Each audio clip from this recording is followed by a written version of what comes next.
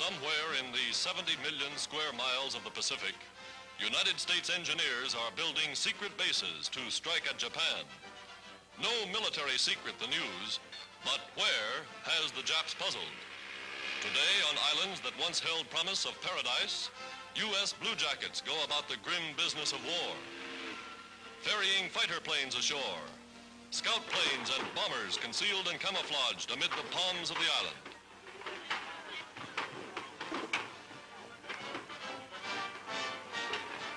Moving in with plenty of aviation gasoline, oil, and supplies. All the necessary equipment for invasion or defense.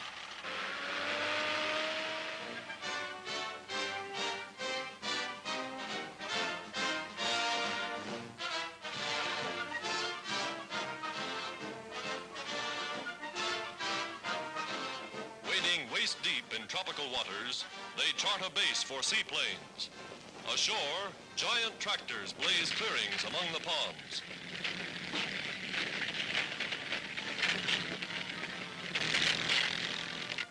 Here come the big guns, and they're soon made ready for action.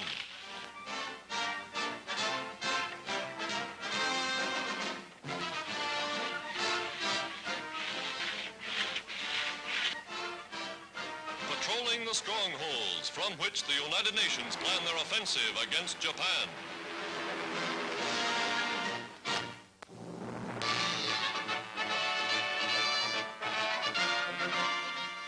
Women in the war. U.S. Navy nurses line up for inspection in their new summer uniforms. Every day, new legions are being called to active duty afloat and ashore. Ready to follow the fleet to any battlefront, these traditional angels of mercy know but one code: service to humanity. Women, as always, the heroes of all wars. In Washington, the commander of the newly formed Women's Army Auxiliary Corps begins her duties. A housewife and mother, she will direct an army of 250,000 women. Women who will work behind the lines, relieving more men for combat duty in the field.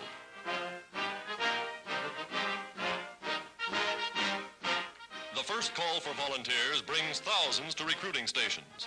Upon passing rigid examinations, they will undergo intensive training, live like regular soldiers under strict Army regulations. American women signing up to fight shoulder to shoulder with their men. The commander at the Capitol. For the first time in history, the Army now has an authorized army of women.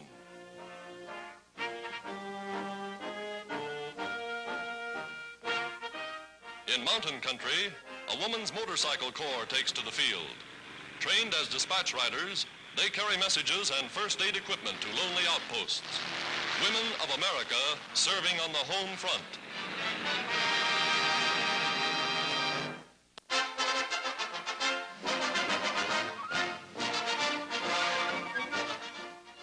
The greatest lineup of champions to take the field since the last Olympic Games features the American Athletic Union track meet at New York City.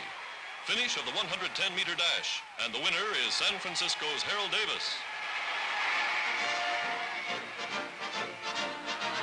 In classic Greek style, America's champion heaving the 16-pound shot put nearly 60 feet. Here they go in the 110-meter high hurdles. Sports playing an important part in the physical training program for America's youth. Watch the youngster nearest the camera. A university student, he wins the title in 14 seconds.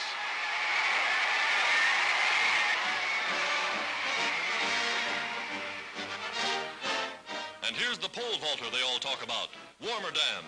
Only man ever to leap higher than 15 feet. Champion of the world, par excellence.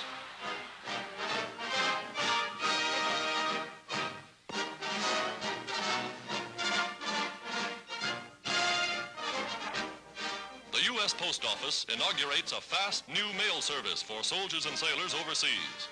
Letters written on special forms, 4 by 5 inches when folded, are stamped and posted like regular mail.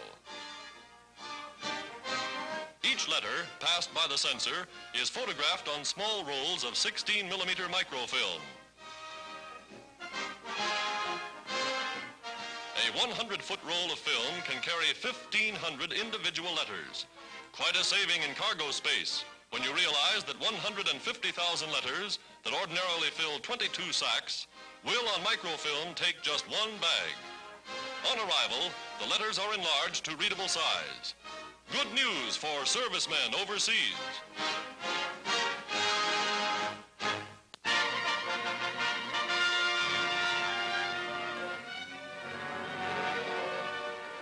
Filmed under fire.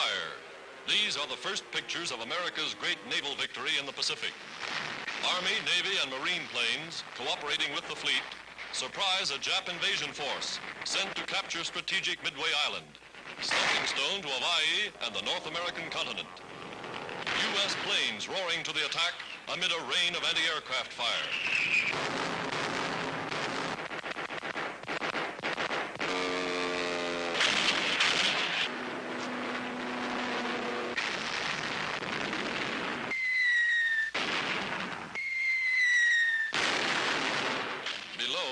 A blazing enemy cruiser fatally hit, maneuvering to get away. Dazed by the unexpected sea and air assault, the Japs seek desperately to escape.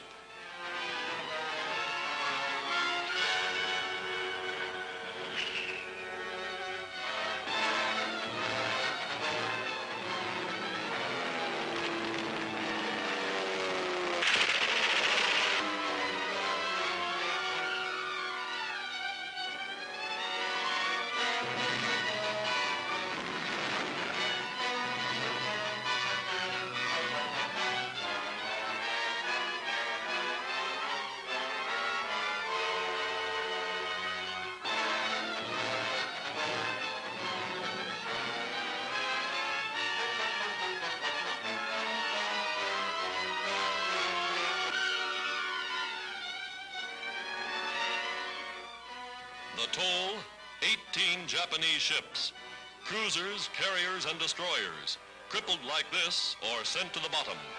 A blow more than equal to the defeat Japan suffered in the Battle of the Coral Sea. Back in port, Admiral Nimitz, who directed the action, bestows medals for deeds of valor. They fought the strangest naval battle in history, a battle in which the ships were hundreds of miles apart. The stories told by these hero pilots may rewrite all textbooks on naval warfare. They proved again and again that warplanes can blast battleships and transports. In one epic engagement, these men upset the balance of power in the Pacific.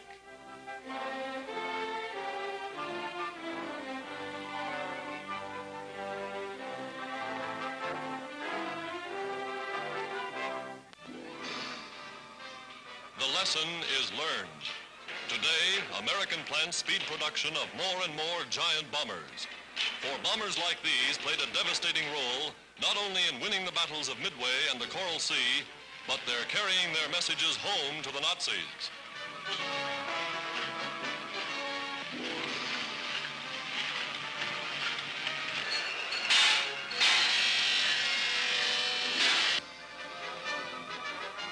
Operating day and night on a 24-hour mass production schedule. America giving wings to the greatest armada of fighting ships the world has ever known. And here are more men ready to fly them. Midshipmen saluting the color girl as families of naval cadets come to see their sons made officers of the fleet and the Fleet Air Arm. Today they march in their final review, the cream of America's young manhood, their lives dedicated to uphold the tradition of the Navy.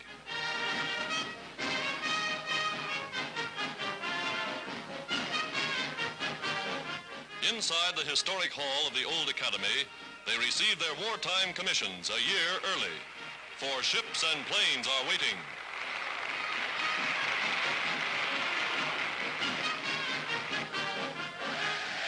New fighting men ready to man America's all-ocean Navy.